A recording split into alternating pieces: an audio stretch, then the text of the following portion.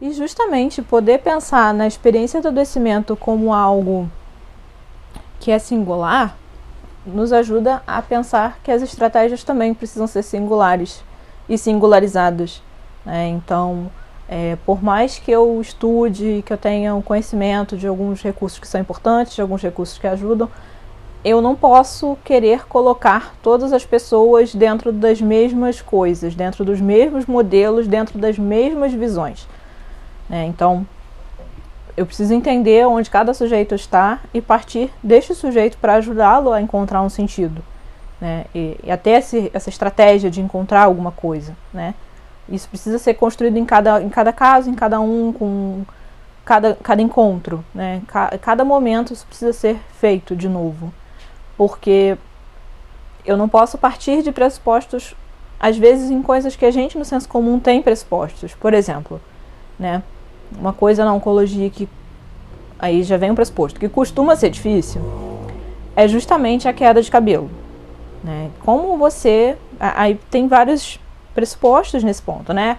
A queda de cabelo para a mulher vai ser um processo sofrido. Ponto 1. E aí você tem pelo menos dois desdobramentos nisso. O desdobramento da mulher que fica horrorizada com a hipótese de o cabelo cair, que fica com muito medo e muitas vezes prefere até não fazer tratamento com medo desse cabelo que vai cair e com medo do que essa imagem significa para ela, né? O que a queda de cabelo significa para ela, né? Você pode ter esse desdobramento. E o outro desdobramento, que é o desdobramento da pessoa que acha que é o de menos, que tá tudo bem e que vai botar um lenço, vai botar uma peruca, vai ficar tudo certo. E os variados desdobramentos no meio desses dois, né? Mas é interessante a gente trazer isso como um exemplo até, porque muitas vezes, quando se fala da queda do cabelo, ela já vem seguida de mas você vai resolver isso, você vai passar, é temporário, o seu cabelo caiu, mas depois ele cresce. Cabelo cresce, né? O mais importante é você ficar saudável, é você se recuperar. Enfim, né? Como se fosse um discurso de compensação. Você está perdendo seu cabelo, mas a sua vida vai ficar ok, né? E isso, apesar de ser uma tentativa de um acolhimento, uma tentativa de trazer alguma motivação, acaba silenciando aquela mulher, aquele homem que tinha medo de perder o próprio cabelo, porque perder o cabelo muitas vezes não significa perder o cabelo que eu estou vendo, né? Essa coisa que está na minha cabeça agora. Muitas vezes perder o cabelo significa muito outras coisas. E até mesmo o valor que as pessoas dão para o cabelo é um valor muito individual e que muitas vezes pode ser um foco de sofrimento muito maior do que a própria doença, né? Então, existem pessoas que têm a imagem corporal girando em torno do cabelo. E isso não é uma coisa errada, isso é um gosto, uma questão da pessoa, né?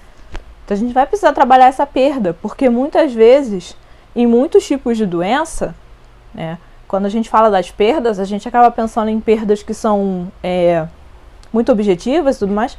Só que para algumas pessoas as perdas elas não são tão objetivas e tão materiais assim, né? Existem doenças que são mais, digamos, silenciosas, que você tem uma dificuldade maior de entender o que está acontecendo, você tem uma dificuldade maior de enxergar a doença no seu corpo, né? E justamente a queda do cabelo às vezes é o traço marcante, né? É aquilo que vai fazer com que a pessoa se enxergue como doente.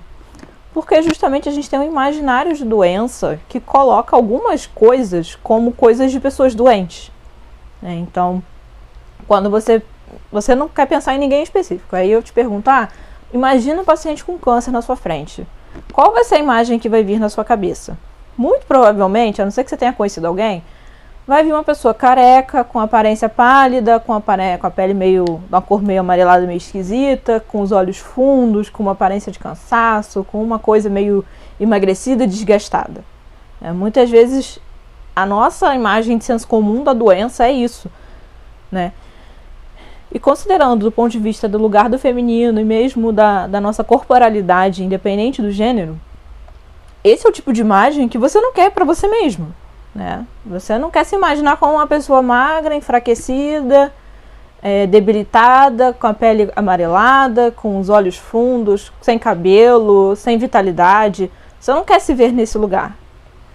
E aí, para muitas pessoas, justamente a queda do cabelo é esse vislumbre que vem junto, né? Não é só a queda do cabelo, mas é o que tudo isso significa, né? E aí, justamente, pensar nessa relação de cada um com o próprio corpo e de cada um com a própria doença é importante por isso, porque as nossas abordagens precisam levar em conta justamente o que as pessoas têm de expectativa, né? Têm de fantasia mesmo, né?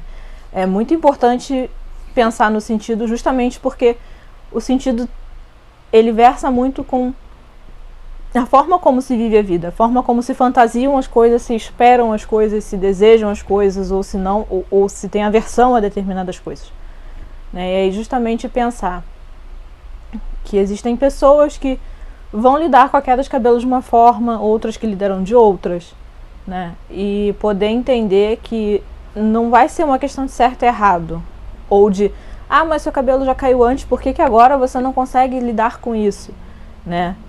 Muitas vezes poder permitir que o outro expresse a frustração e a impotência dele diante de determinadas situações, de determinados quadros, né? Que muitas vezes no discurso mais comum, numa tentativa de acolhimento ou de suporte, a gente acaba caindo em discursos muito normatizadores, do tipo, mas você já passou por isso, você não tem que ficar assim, isso daí vai passar, é só hoje, daqui a pouco você melhora, daqui a pouco você não vai estar sentindo tanto enjoo, daqui a pouco você vai estar se sentindo melhor, né? E é poder ter em mente que, mesmo que os discursos sejam discursos tentando dar algum tipo de motivação, de algum tipo de estímulo, que eles levem em consideração o que aquele sujeito quer te dizer, né? O grande ponto da gente estudar o sentido das coisas também passa por aí, é ser capaz de escutar o que o outro tem para trazer como sentido.